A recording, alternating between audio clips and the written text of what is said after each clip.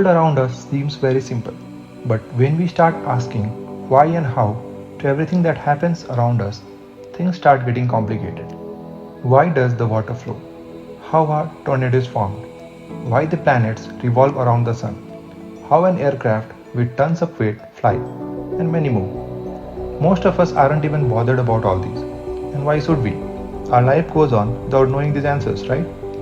But there is something that makes us crazy. Something that has been a nightmare for millions of students and enthusiasts around the globe. It is something that has answers to almost everything. Now you are confused. Why would something that has answers to everything be a nightmare for us? Shouldn't we be excited about it? Maybe the way it is presented right from the first day of school makes it complicated. By this time, you would have guessed it. If not, let me tell you, it's the holy mathematics. We have mocked up hundreds and thousands of formulas.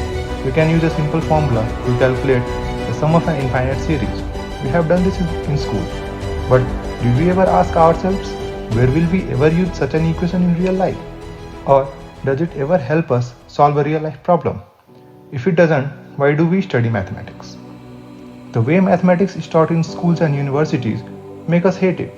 A lot of students would drop mathematics if given a choice. And the reason is our inability to relate it to real world problems. This article isn't about teaching you mathematics. I don't want to be your old school maths teacher everyone hated. What if I tell you that everything around us can be represented by some set of mathematical relations? The major objective of this video is to explore some of these relations and relate it to a real world problem.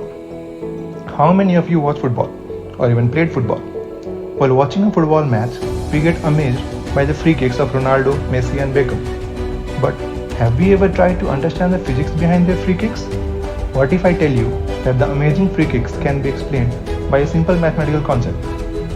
If mathematics can explain the free kicks, why aren't every other player so good at it? Because just like maths, free kicks require a lot of practice. The kick of a goalkeeper is different from a striker. It all depends on the requirements. Let's understand the physics and mathematics associated with them. There are basically three types of spin utilized by the football players. It's important how the ball is kicked to get the reduced spin. The first technique, usually known as the backspin, is used by the goalkeepers when they have to loft the ball for more than 50 to 60 meters. The backspin adds an upward force on the ball, and hence the ball remains airborne for a long time. The contact with the ball is towards the bottom center. In the figure, you can see the axis of rotation of the ball and the direction of force. A simple mathematical concept helped us explore the physics of our favorite sport. Next time, if you are the goalkeeper of a team, try using this technique and let us know in the comment section if you succeeded. But remember, it takes a lot of practice. Every time I watch Messi in La Liga or Champions League, I just wish he gets a free kick. It's so beautiful to watch one of the all-time greats score those free kicks. You might have noticed that when Messi scores, most of the time, the keeper doesn't even move. On television, it looks as if the keeper didn't attempt to stop the ball. But in reality, the curl of the ball confuses the keeper. He can't even anticipate the trajectory of the ball due to the curling. The ball doesn't go straight and it seems to be moving in an arc. This technique is called side spin. This technique is used by free kick takers when they have to score from a distance of more than 26 meters. But when this technique is used for distances less than 20 meters from the goalpost, the ball tends to go over the crossbar.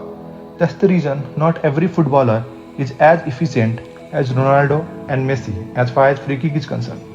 They anticipate the distance, the curl required, the force required, and the position of the kick based on their experience and practice. The contact with the ball for a perfect side spin is on the side near the center of the ball. Now comes my favorite free kick maneuver, the top spin. Those of you who are a keen observer of the game would have noticed the challenges of scoring a free kick which is not very far from the post, approximately less than 25 meters. The player has to clear the obstacle and ensure that the ball doesn't go over the net. This is where top spin comes handy. The ball is kicked just below the center so that a net downward force is created and it keeps the ball within the proximity of the post. No wonder players like Ronaldo almost always score from a near free kick. He has mastered the art of top spin, and the speed at which the ball travels makes it almost impossible for the keeper to stop the ball. The perfect combination of side spin and top spin can be very accurate and effective. These are rare to see. Roberto Carlos has mastered this art. The effect we have seen in these examples is called the Magnus effect. It has a special property that the net force is always perpendicular to the spin axis. The details of Magnus effect will be dealt in detail in our videos on fluid mechanics. Those of you who have played cricket with leather balls or at least watched a cricket match know that the new ball swings when a fast bowler bowls. Have you ever thought why Wasim Akram, McGrath and Bumrah are so effective with the new ball? But why does it swing? Whereas there isn't much movement in the tennis ball. What is it in the leather ball that makes it swing? If you had got an opportunity to look closely at the ball, you would have noticed that there is a presence of an elevated section at the center of the ball called seam. This is responsible for swing. When a cricket ball is held in such a way that the seam makes some angle with the direction in which the ball is thrown, it swings. The direction of the swing is same as that of the seam. Therefore, fast bowlers like Dale Steyn can swing the ball both towards and away from the batsman. For the ball to swing, it has to be thrown at a certain velocity, and this velocity is achieved only by the fast bowlers.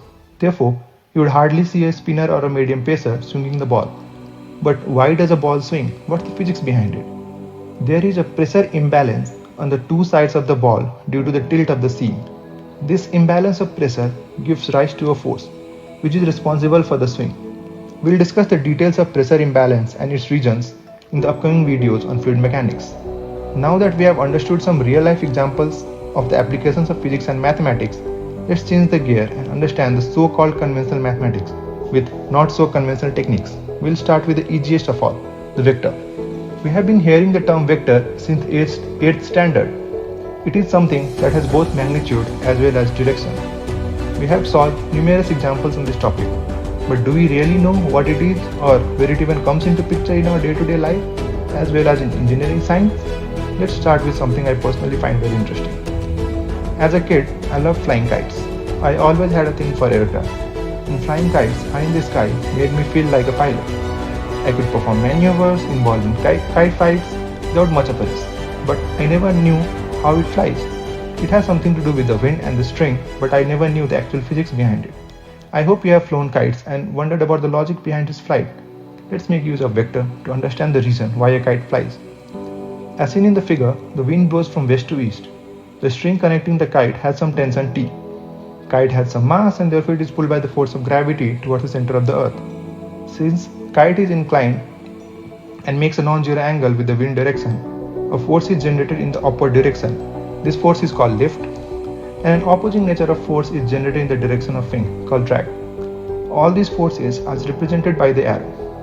We'll discuss the reasons for the generation of lift and drag in the upcoming videos on fluid mechanics and aerodynamics. But for the time being, let's just focus on the results.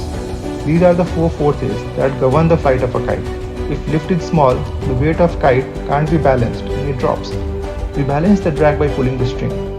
You would have experienced that when you pull the string, the kite flies higher because of the increment of the lift. Kite flying is something we all have done, and some of us still do it. But we never ever imagined how a simple concept of vector helped us understand its physics. Let's look at one more real life example of a vector. The shortest distance between Koteswar and Baneswar is 4.5 kilometers, and Koteswaran airport is 4 kilometers. Now, if we want to find the shortest distance between airport and Baneswar, how do we do this? Will a simple algebraic addition give us a correct result? No, it doesn't. A vector sum of these two distances give us the desired result. I hope you know how vector sum works. In case you don't, we'll explain the concept of vector algebra in our upcoming videos. You can also use Google Maps to verify your result. Let's shift our gear and move to the most difficult looking concept. We have seen aircraft fly in the sky, but do we know what the forces are that keeps it in the air? Now that I have used the term force, you would have realized that it's a vector. So it must have magnitude and a direction. The figure shows the four forces on an aircraft. The direction of the arrow is the direction of force, and all these four forces are vector quantities. Let's understand the vector quantities of the rocket now. There are three arrows, one upwards termed as thrust, and two arrows are downwards, one is drag and the other is weight. The direction of arrow is the direction of force, and the length of arrow represents its magnitude. Therefore, it is clear that thrust is greater than drag and weight combined. A simple concept of vector is used extensively in fields of aerospace, civil, and mechanical engineering. When you drop an object, it falls on the ground as it is pulled by the force of gravity. This force is a vector quantity whose magnitude is its mass times acceleration due to gravity and direction is towards the center of the earth. This is the simplest possible example of a vector. We have learned about some real-life applications of mathematics. These concepts in fact are so useful in real life as well as in engineering domains. I hope you all enjoyed this video. To learn mathematics with such ease, keep watching our videos. Mathematics is fun, isn't it? This video is made for students of engineering science, high school science students and enthusiasts. For feedback and concerns, please write back to us. Thank you.